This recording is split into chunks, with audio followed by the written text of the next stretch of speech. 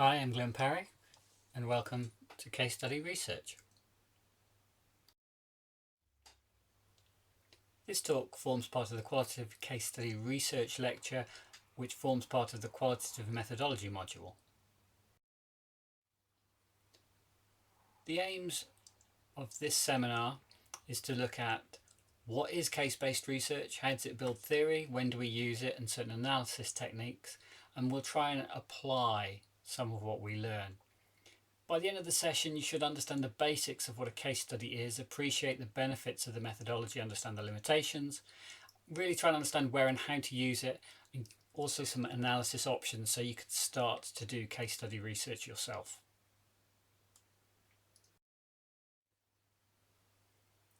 So what is case-based research? So how do we define a case study? Well, a case study is an empirical inquiry that investigates a contemporary phenomenon within a real-life context. It's where the boundaries between the phenomena and the context are not clearly evident. Case inquiry typically copes with technically distinctive situations in which there may be many variables of interest. It relies on many data sources for evidence that you have to triangulate. It benefits from prior development of propositions that help guide your data collection and analysis. So a case study is a means of understanding a complex social phenomena that presents a contemporary issue within a specific context.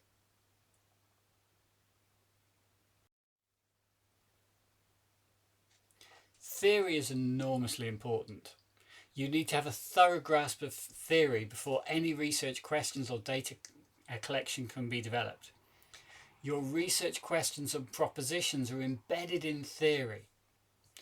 Your PhD must make an original contribution, so you need to know what's been done before and identify gaps in knowledge.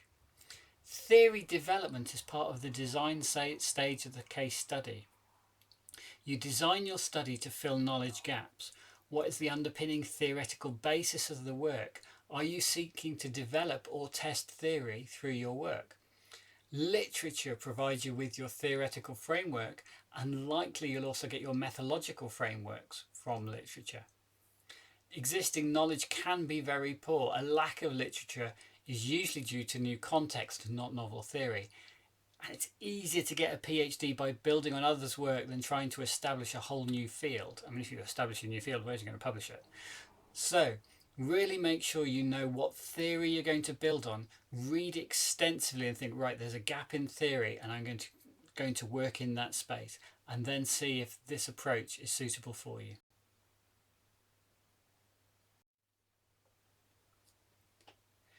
Before you can really know what your approach is, you need to clearly define your research question.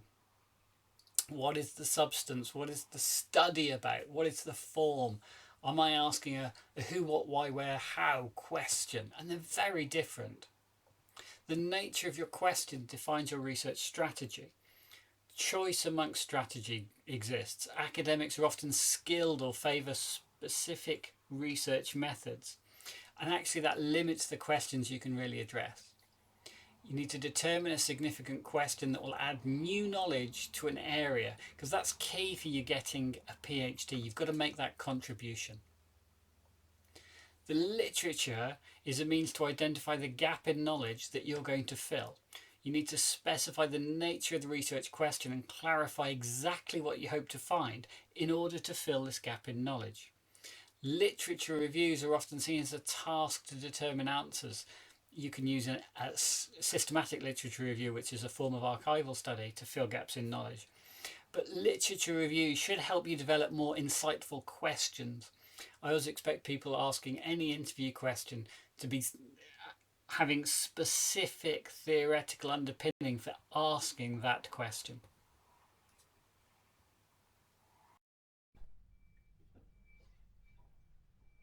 So when we're asking questions in a case study, in an interview, you need to be prepared to be unprepared.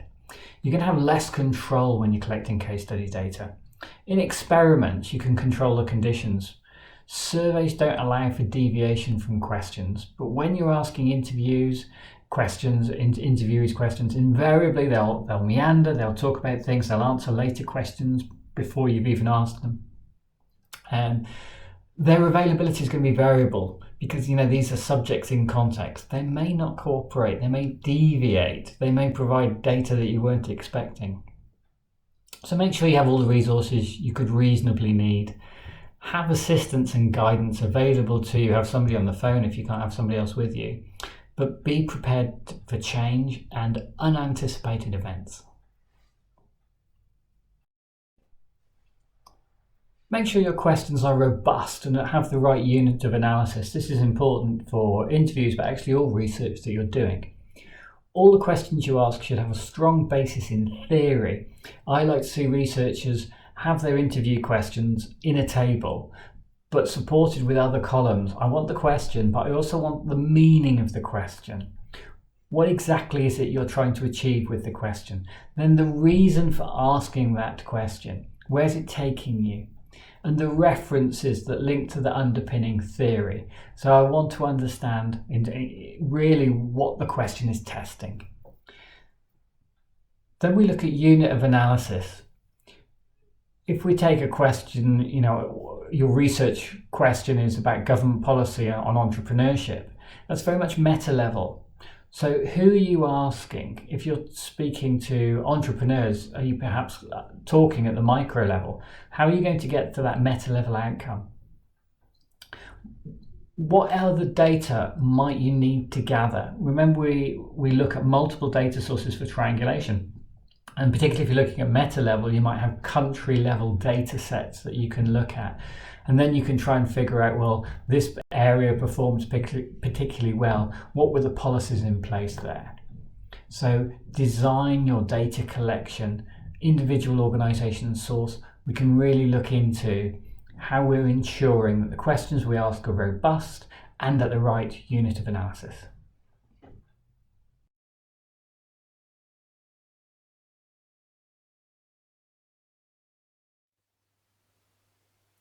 So what is case-based research?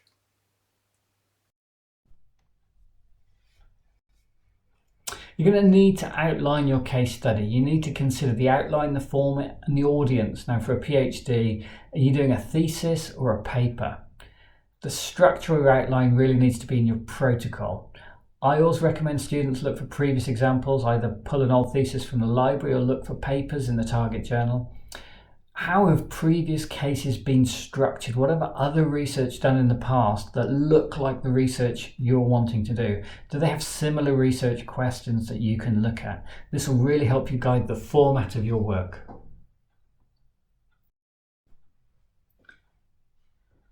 Selecting case studies is not straightforward. You need to identify and select suitable sites and individuals for case study. You may have identified a suitable case and have all the access required, but more often you have to choose and then seek access, and that can be time consuming and difficult. Screening procedures help you identify suitable cases and individuals prior to collection. That'll help you and the case collection data process and ensure that what you're trying to do is possible. Define the criteria. So the theory will help define who you want to speak to and what data collection is required, and then decide, is that possible? If you're able to gain more examples than required, you can then put in some random selection to identify a suitable sample. Typically, you're going to be using convenience sampling, but asking those who are available, asking them for further context. This provides data that may be geographically or demographically biased, so be careful. But this is the reality of doing research. Let's look now at case selection from one of my papers with Mike Rogerson from 2020. This was a multiple case study in one sector. We focused on food, and that controls for some of the other variables. Now, numerous food-based companies were sought who were looking at implementing blockchain, a new technology at the time.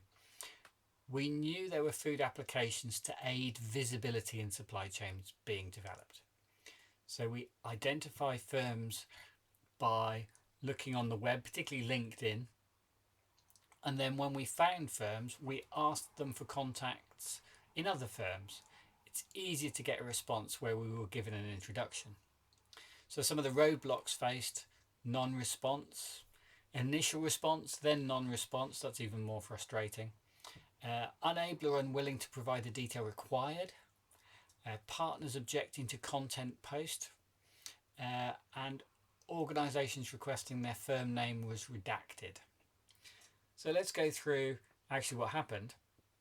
73 firms were identified and approached. 42 then responded.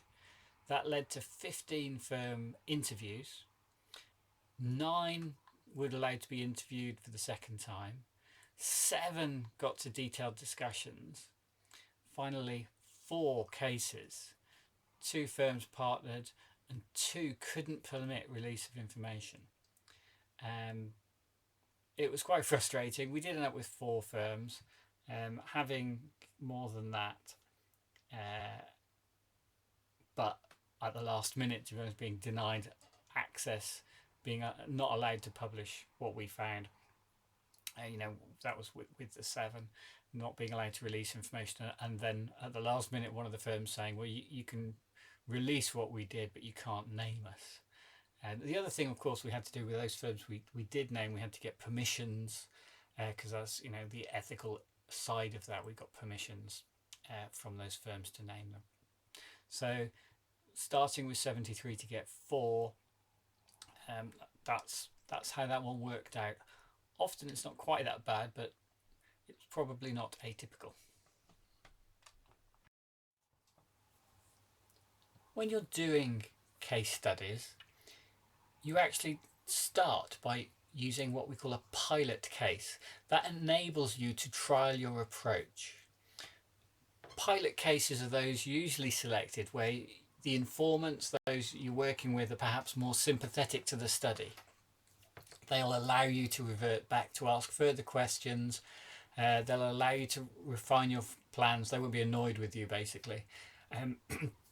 The pilot case you select may, of course, be the most complex, because if you start with the most complex scenario, anything else should be simpler.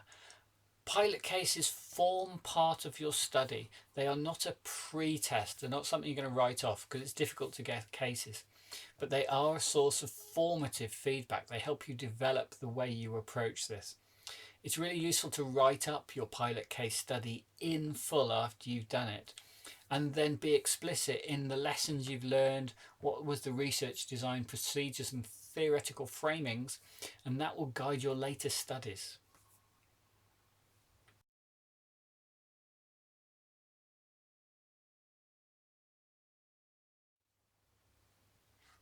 So when we're undertaking case studies, let's now look at how we collect our evidence and the forms of evidence we might collect.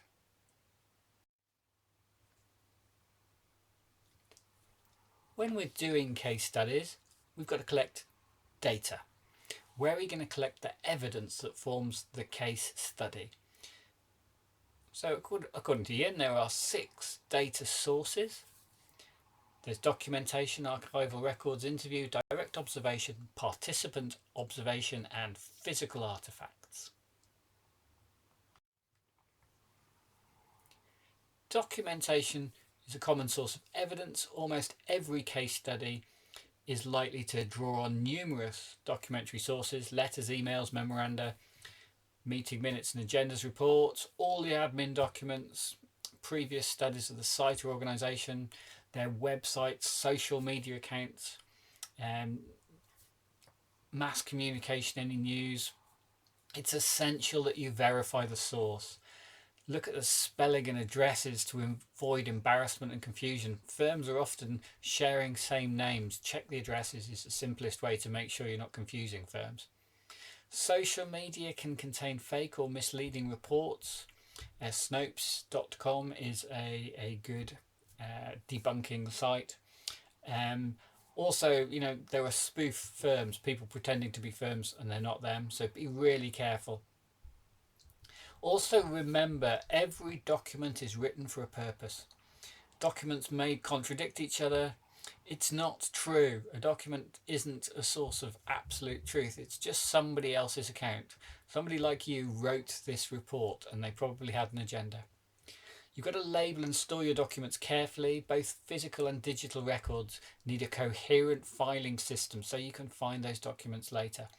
I keep a spreadsheet that details location and key contents of all the documents that I collect during case. Archives, much the same as documents, though they tend to be much more formal records, service records, organisational records, maps, charts, membership lists, this sort of thing. As with documents, you need to understand the reason and method for recording the data because it might not be accurate. Personnel or phone lists are rarely up to date. I was looking at a list the other day of leading researchers, and I recognised that some of those researchers actually already passed away, they died. Some of them were attributed to particular institutions, and I knew they'd left them many years ago. So despite the fact it was claiming to be a 2023 list of leading researchers, I recognised that, well, there's a lot of errors within this list.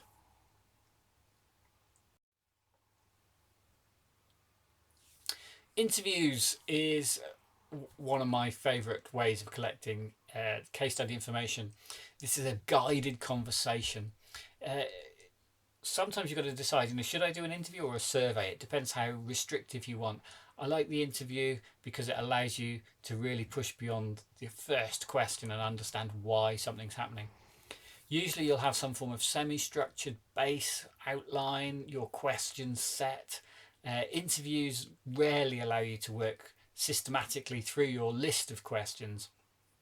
Often when you're talking to them, they'll have answered question 8 and you're still on question 2. So you've really got to listen carefully and know your questions, because if they jump ahead, you might choose to jump ahead. The questions need to be carefully written and presented such that you don't lead the interviewee. You need to make sure they address a specific area, but the way you word the question can lead the way they speak. So you've got to test your questions carefully. Often we're looking to corroborate facts, to check things out, identify alternative perspectives. We've got to be careful we don't conspire with interviewees. We don't necessarily agree with them. And if we wish to challenge them, you've got to do that sensitively, because you are, they're giving their time to you. Interviews' perspectives are not facts either. It's a verbal report. It's subject to their bias and your bias. The gentrification of a neighbourhood, for example, will be viewed differently by different people. So it's very much perspective, and this is the nature of social science.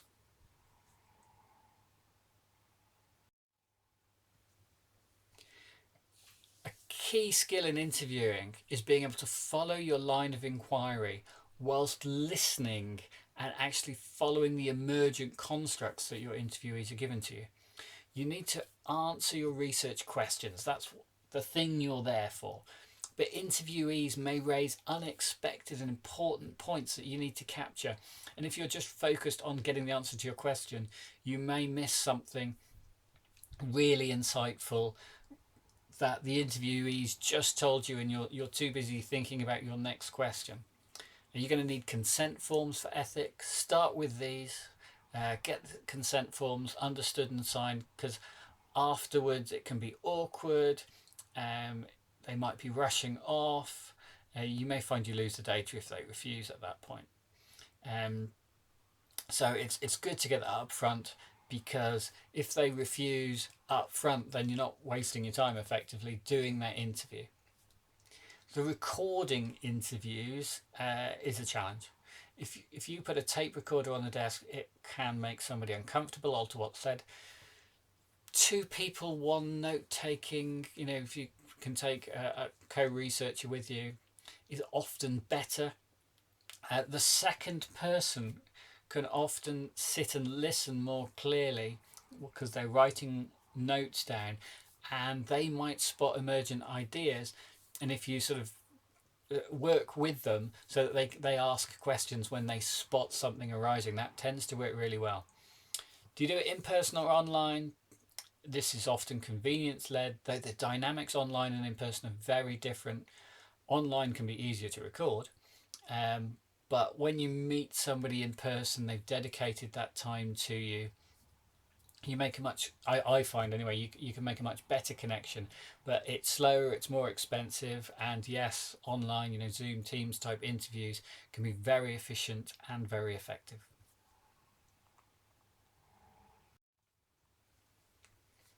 Observation, being a passive observer. That's when you basically go to a field visit to a site, and you just look. Visits allow direct observation, giving understanding of context. And that can be, I've visited lots of factories, and when you're there, you understand an awful lot more about why things happen, because of the way places are laid out, because of the context that you see. Obviously, site visits, even to historical events, can give insight to behaviour, just because of the geography or the layout of streets, perhaps. Observational protocols can be developed.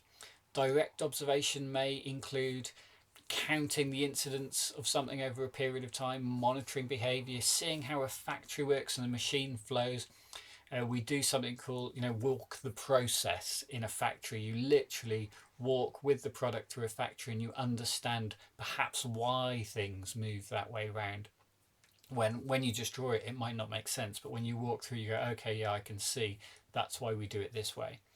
Photographs or mapping is very useful. If you're going to take photographs, you're going to require consent. Photographs can be tricky to get, but incredibly informative. Multiple observers add to reliability. So if you've got a couple of people with you, they can see things that perhaps you miss.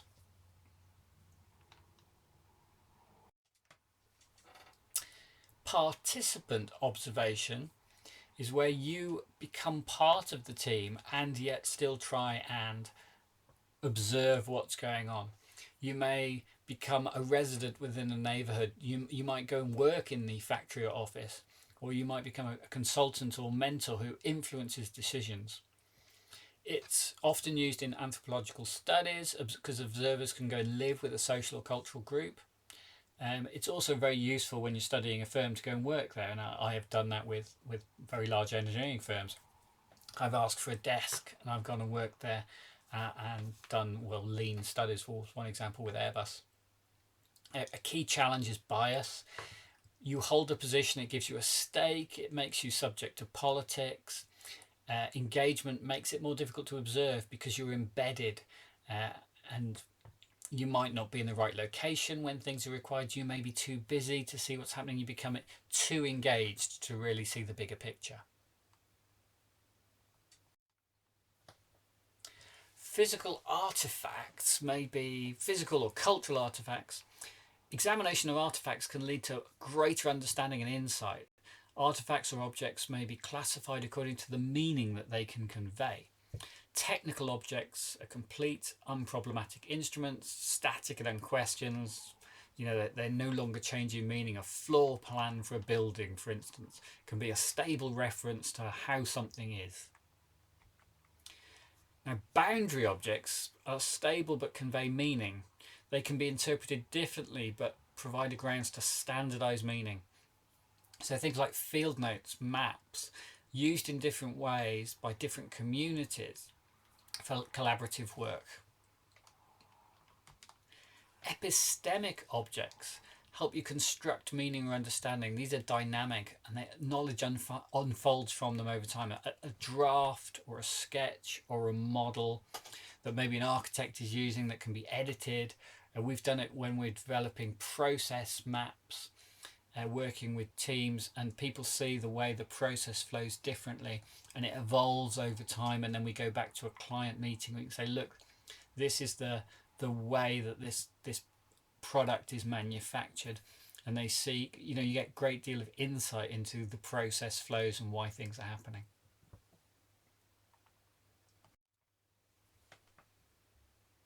Now, Yin proposes 3 principles of data collection. The first is to use multiple sources of evidence. Yes, you can use one source, but it's risky because how do you know that's valid? Case strength really comes from triangulation. That's multiple sources which all point towards or say the same thing.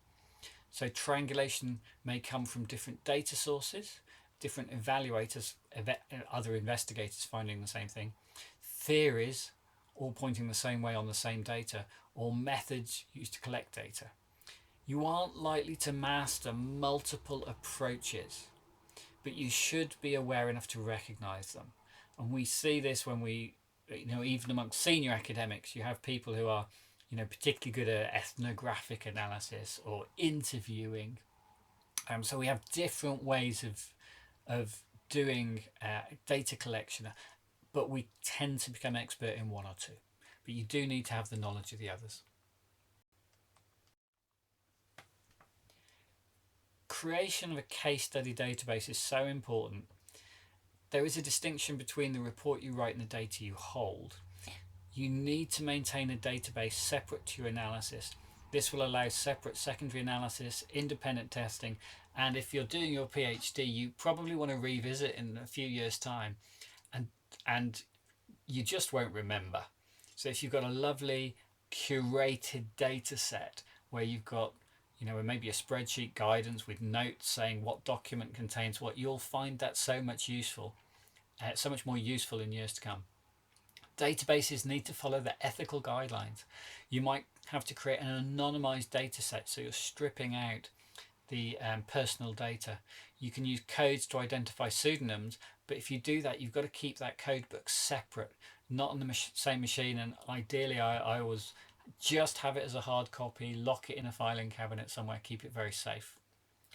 Well curated data sets allow for rapid retrieval when somebody asks you for a document, and that can be essential during the revise and resubmit of a paper when you say, I need to revisit that particular evidence piece. And if you haven't got a good database, you'll really struggle to find it.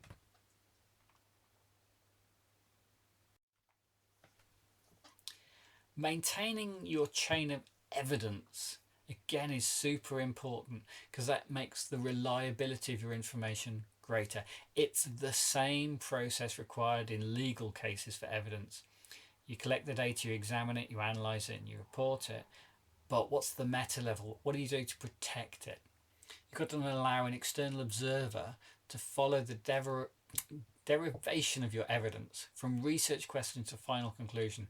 Show how the question leads to the method and then the data collection, and then how the data collected leads to conclusion. It's about that process flow. Chains must be clear, and you've got to be able to follow them in either direction. From the conclusion, you've got to be able to trace it back to the data. The protocol should indicate the links expected. Reports should make clear cross-references between research questions, method, data, and conclusions, so you can really see that flow.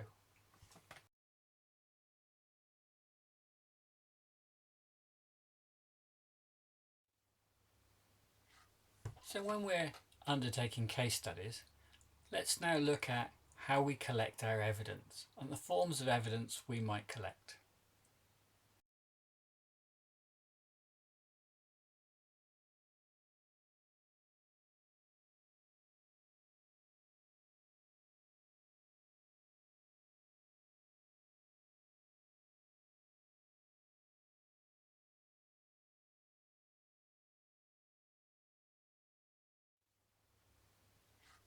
So when we're undertaking case studies, let's now look at how we collect our evidence and the forms of evidence we might collect.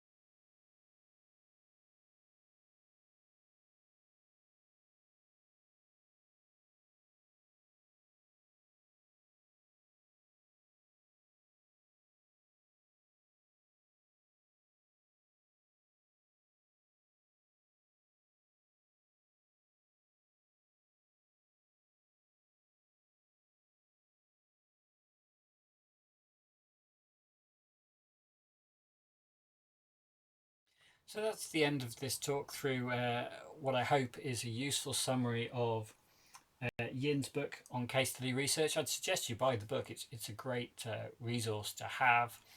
I've tried to summarize it for you. Hopefully you'll find this useful and you can dip in and out of it. Please do stay in touch. You know, this is, again, it's all part of the dialogue. And good luck with your case study research.